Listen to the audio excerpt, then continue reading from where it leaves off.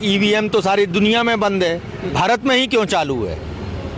और ईवीएम पे जब भी सवाल उठाओ भारतीय जनता पार्टी चुनाव आयोग की प्रवक्ता बन जाती है। वो ना मोदी का कोई मैजिक है ना भाजपा का कोई मैजिक है, सारे मैजिक आउट है। अब इस देश में 2024 में राहुल गांधी जी प्रधानमंत्री बनेंगे और कांग्रेस की सरकार बनने जा रही है।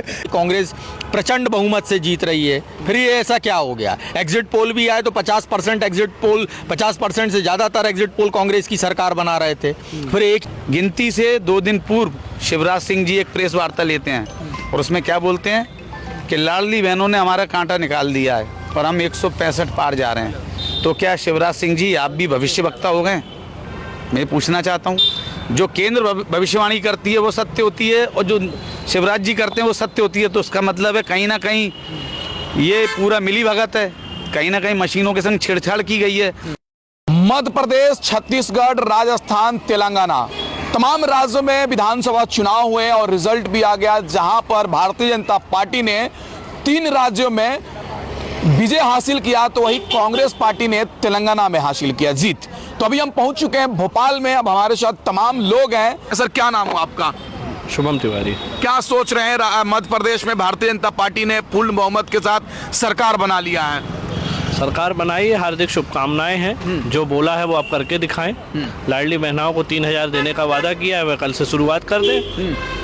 और जो बोला कि हम छात्रों को स्टाइफंड देंगे, किसान को 3100 रुपये शायद धान खरीदने की बात करी, धान खरीदी शुरू हो चुकी है, 1800 मिल रहा है, 3100 देना शुरू कर दें।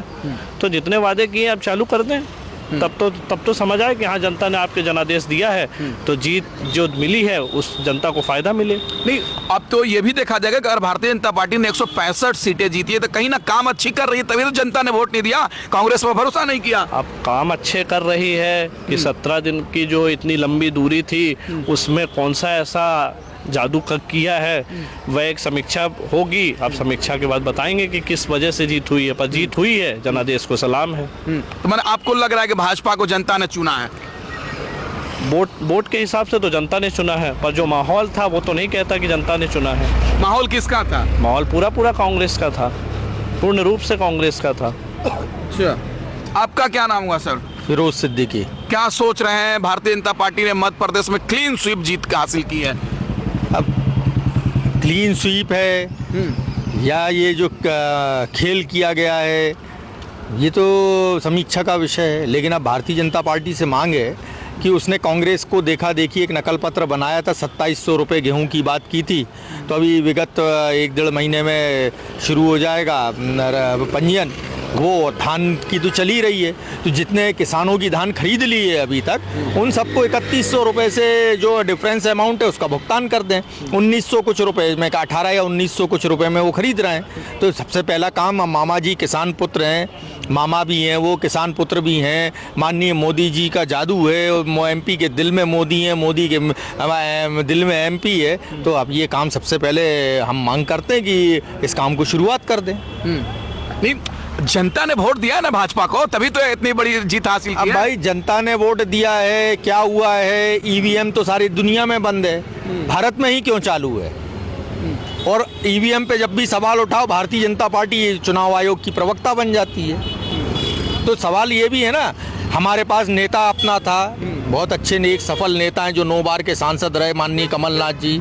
हमारे पास नीति थी, हमारे पास गारंटियाँ थी, कार्यक्रम था, और हमारे कार्यकर्ताओं ने भारत जोड़ो यात्रा से लेके जगह जगह पदयात्राएं की थी। तो वजह क्या है? और जनता के सारे प्री पोल सर्वे कह रहे थे कि कांग्रेस प्रचंड बहुमत से जीत रही है, फिर ये ऐसा क्या हो गया? एग्जिट पोल भी आए तो 50% एग्जिट पोल, 50% से ज़्यादातर एग्जिट पोल कांग्रेस की सरकार बना रहे थे, फिर एक ही आदमी का एग्जिट पोल क्यों सक्सेसफुल हो गया? बहुत सारे प्रश्न हैं ये, तो इन प्रश्नों का जवाब सुनना पड़ेगा। कहीं आप लोग रोना तो नहीं रो रहे हैं? जनता ने वोट दे दिया भाजपा को, और अगर इतनी अच्छी सरकार थी तो 12 मंत्री क्यों चुनाव हार गए भाई? हमें बताइए ना, क्यों इतने बड़े बड़े सांसदों को उतारना पड़ा आपको? क्यों मुख्यमंत्री का चेहरा हटा दिया? शिवराज के चेहरे पे ही लड़ते, पिछले 18 साल से तो आप शिवराज के चेहरे पे ही चुनाव लड़ रहे हैं। फिर भाजपा, फिर शिवराज, तो फिर शिवराज को क्यों हटा दिया? तो रोना नहीं रो रहे हैं, जो वास्तविक समीक्षा है वो कर रहे हैं हम। कांग्रेस है, कांग्रेस आंदोलनों की पैदाइश है, हम कांग्रेसी और आंदोलन करते रहेंगे। और हमारे आंदोलन की कोई सीमा नहीं है। अच्छा। और कांग्रेस जो है सेवा का माध्यम है, सत्ता का माध्यम नहीं है। तो हम जनता की सेवा हमारे नेता राहुल गांधी जी, कमलनाथ जी कर रहे हैं, हम भी करेंगे विपक्ष में रहते। आपका क्या नाम हुआ सर? सिद्धार्थ सिंह राजावत।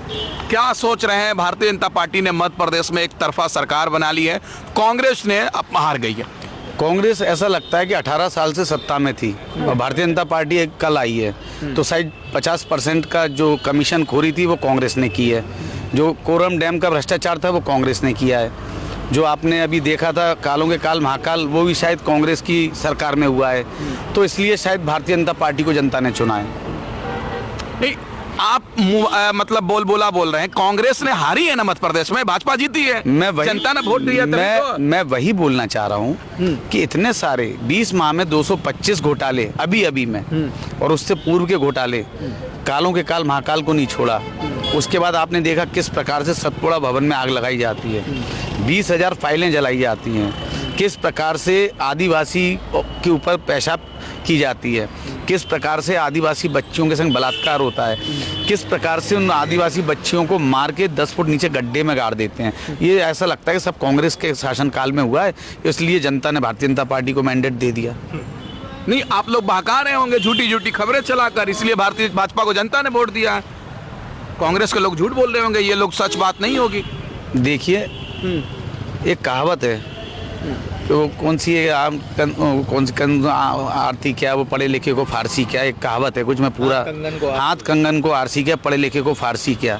ये जनता ने आवाज़ उठाई थी, ये कांग्रेस पार्टी ने आवाज़ नहीं उठाई थी, ये जनता की आवाज़ थी। और आज भी जनता बोल रही है, नौ आंसू रो रही है कि ऐसा क्या हो गया, ऐसा कौन सा चमत्कार हो गया, ऐसा कौन सा मोदी मैजिक चल गया। तो मोदी मैजिक तो मेरे को लग रहा है इजराइल से ही चला है।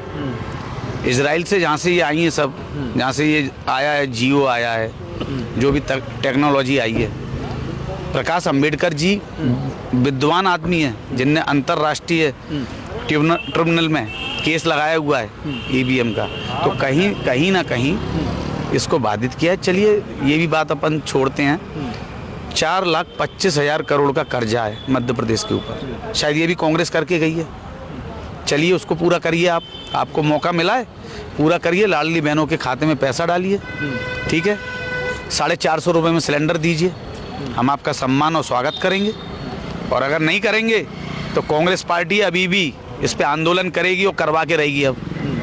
और कट कॉपी पेस्ट जो किया है कांग्रेस के मैनिफेस्टो का, उसका पूरा पालन करें, क्योंकि हम तो जो कहते हैं वो करते हैं। माननीय कमलनाथ जी ने कहा था, हम जो कहते हैं वो करते हैं।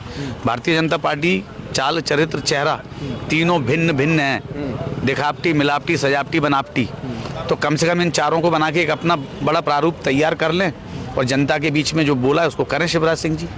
नहीं सर, एक तो है क्लियर है, मोदी जी का जादू चला है कहीं ना कहीं यहाँ पर।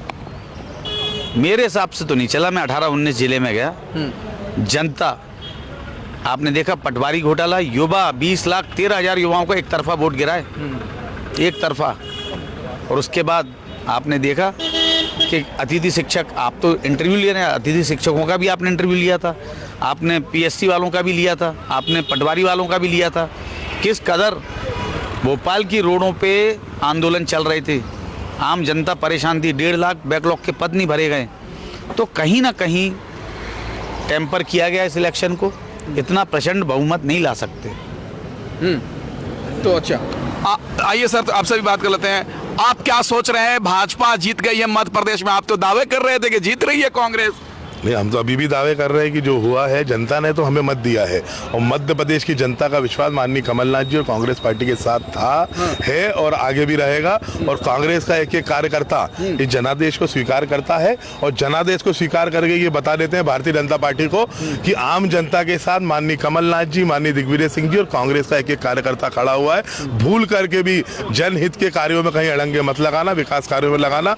एक विपक्ष के रूप में हम पूरी ताकत से लड़ने को तैयार हो। जैसा संघर्ष हम 20 वर्षों से कर रहे हैं, उससे दुगना संघर्ष अगले 5 वर्षों में करेंगे, और इस भारतीय जनता पार्टी की निकम्मी सरकार को वापस भेज देंगे, और कांग्रेस की सरकार इस मध्य प्रदेश में हम बना कर लाएंगे। लेकिन मध्य प्रदेश में मोदी जी का मैजिक चल गया भाई, मोदी जी का जादू। मोदी खुद नहीं कह रहा मेरा मैजिक चला, वो कह रहा है लाडली का चला, कोई कह रहा शिवराज सिंह चौहान का चला। मैजिक तो शिवराज सिंह चौहान का चला। शिवराज सिंह चौहान मैं नरोत्तम मिश्रा को हराकर खुद दतिया से जीत गए, आप समझ लो क्या करा है उन्होंने। सिंधिया के पूरे मंत्रियों को हरा दिया, अपने सारे उनने जितने काटे थे वो हटा दिए। तो ये तो शिवराज सिंह चौहान का पूरा सेटअप वाला रिजल्ट है, इसके अलावा ये कुछ नहीं है। और कांग्रेस के जो विधायक जीते हैं वो विधानसभा में सरकार का पूरा विरोध करेंगे और सड़क पर हम जैसे कांग्रेस के कार्यकर्ता पूरी ताकत से लड़ेंगे। मोदी का कहाँ जादू चला, मोदी का इतना जादू था तो तेलंगाना में जीतते, मिजोरम में जीतते, कहाँ जीतते मुझे बताइए।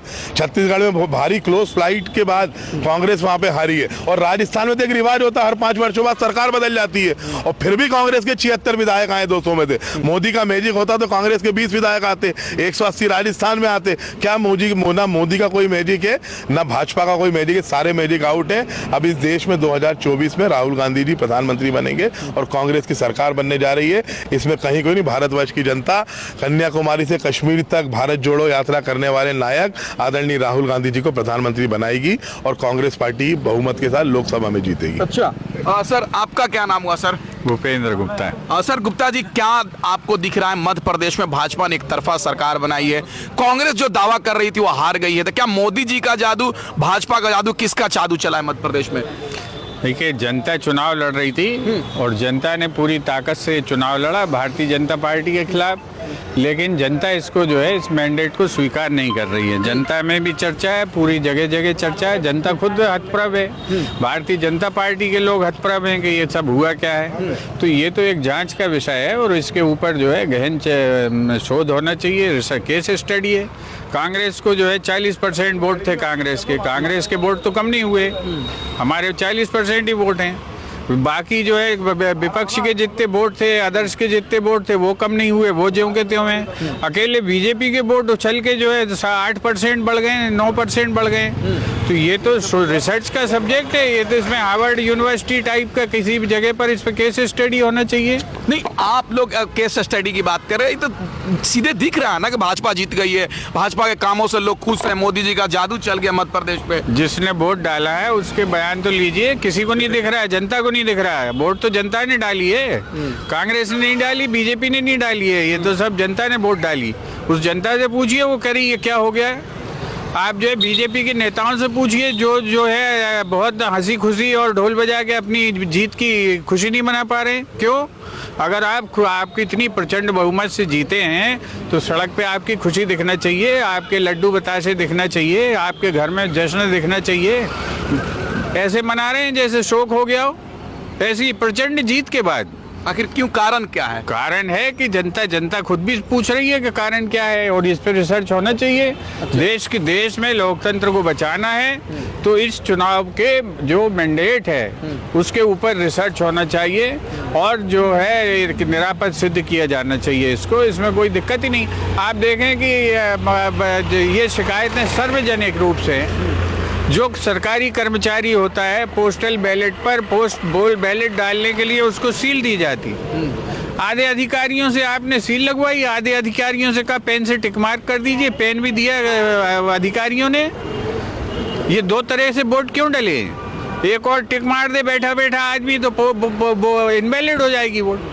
ये इसका जवाब चुनाव आयोग को देना चाहिए। क्या चुनाव आयोग ने 2 इंस्ट्रक्शन जारी किए थे कि एक आदमी जो है बैलेट पे सील लगाएगा और दूसरा आदमी टिक मार्क करेगा?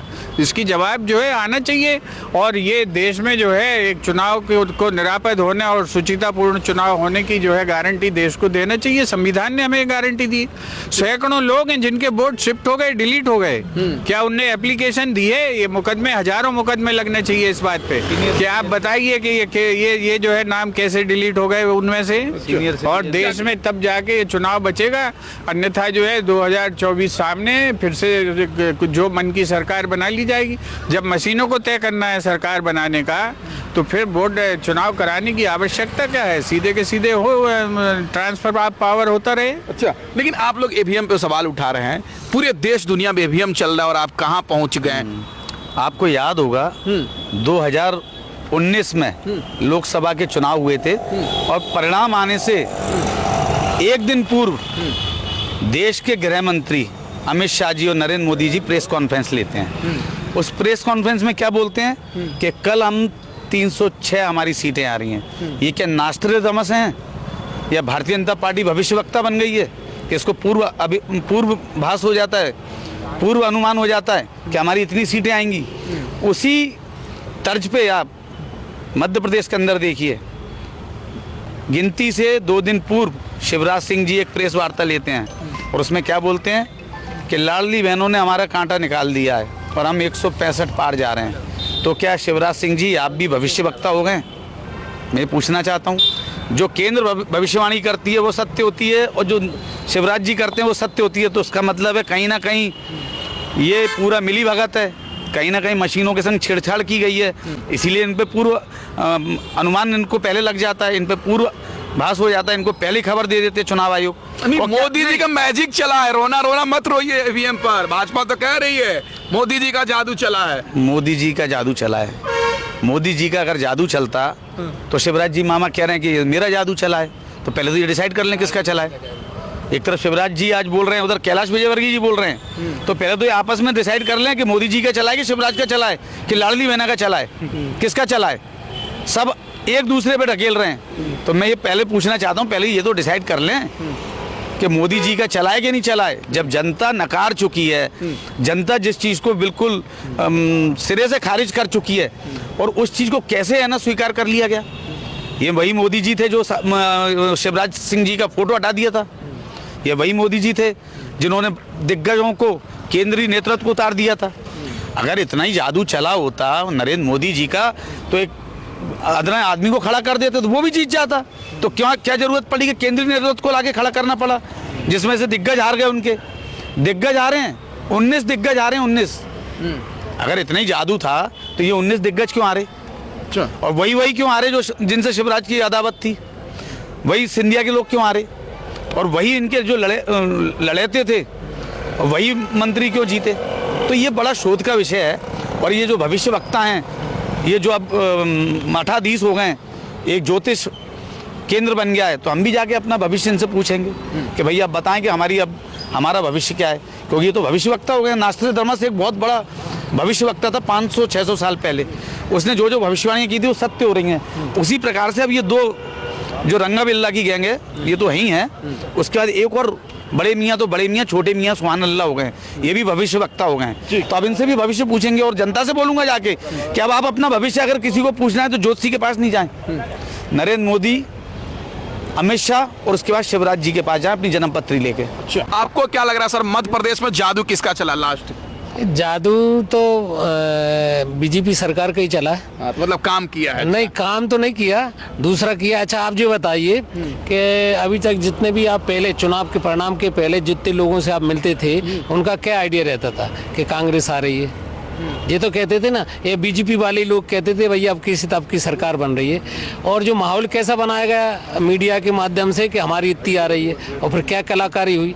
अगर जादू चलता तो वहाँ क्यों नहीं चला था कर्नाटक में, तो वहाँ क्यों नहीं चला था तेलंगाना में, वहाँ क्यों नहीं चला था पश्चिम बंगाल में, वहाँ बिहार में क्यों नहीं चला था मोदी जी का जादू। ये जादू है, लेकिन जादू अंदर से कुछ और है। ये तो जनता कह रही है, ये तो पब्लिक की बात है। ठीक है, धन्यवाद सर। तो अभी हम भोपाल में हैं। देखिए मध्य प्रदेश की बात किया जाए तो भाजपा ने एक तरफा जीत हासिल किया, यानी 230 सीटों में 165-66 के करीब भाजपा ने जीत हासिल कर लिया। तो ये कुछ लोग थे, कांग्रेस पार्टी के नेता भी थे, कार्यकर्ता भी थे, जनता भी थे। इनसे हमने जानने का प्रयास किया कि आखिर मध्य प्रदेश में किसका जादू चला, जीत का श्रेय किसको देते हैं आप लोग। इस वीडियो के बारे में आपकी क्या राय है कमेंट करके बताएं, और हमारे चैनल से नहीं जुड़े तो सब्सक्राइब करके जुड़िए। धन्यवाद। जय हिंद, जय भारत।